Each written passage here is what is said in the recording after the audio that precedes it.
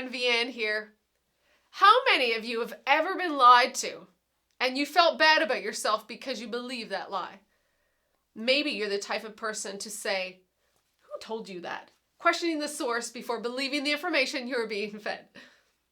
Almost any time I hear people talking about the news lately, I would also hear this: "Where did you get that information from?" And they would question the source. If we question the source about so many other things in our lives, I wonder, why don't we do that when we're being fed information about ourselves? Just after Vaughn and I decided to try to repair our marriage, I remember sitting at my kitchen table and being overwhelmed with anxiety because I was believing lies that I was being fed.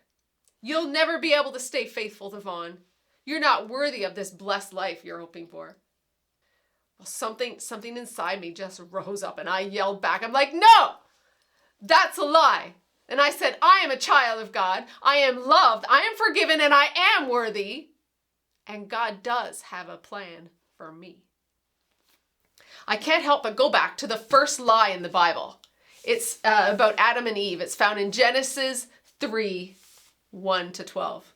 Their story begins when they were living in such contentment and total harmony with the Lord. And then the serpent enters the landscape. And he asked Eve this question: "Did God really say you must not eat that fruit from any of the trees in the garden?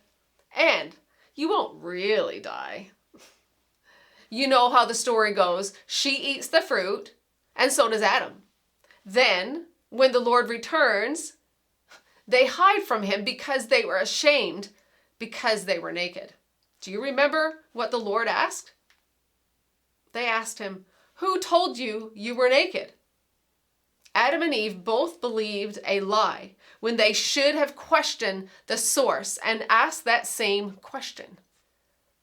I wonder, why do we continue to believe lies about ourselves or about the one who wants only the best for us?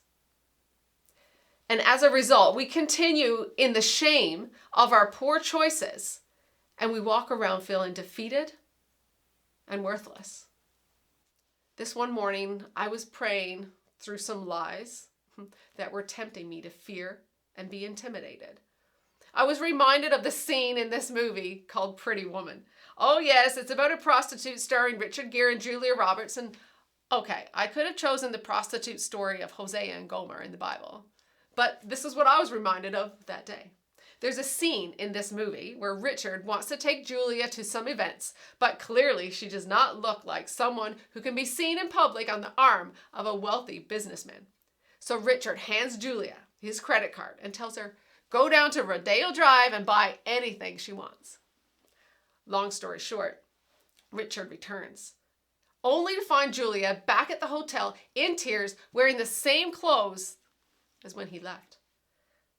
When he asked her what was wrong, she said, "No one would sell me anything. They said I don't belong here." He stands to his feet and says, "Come with me." They go back to Rodeo Drive, and Richard spoils her until she looks and feels like a princess. At the end of the day, when Julia was totally transformed, she returns to that store. And with her hands full of high-ticketed items purchased from another department store, Julia walks up to the same sales lady and asks this question: "So, you work in commission, right?" And the lady sheepishly responds, "Yes." At which point, Julia responds, "Big mistake, big mistake." Are you experiencing some fear and intimidation today that is paralyzing you? Making you feel you don't belong or that you're not worthy? Do you know your Heavenly Father wants you to know that you are worthy and you do belong? But even more, He wants you to know that you have possession of His no-limit resource of love and joy and peace. And He wants to release that in your life.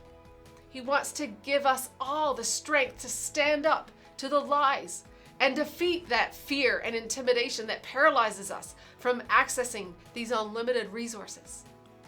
I challenge you to trust God.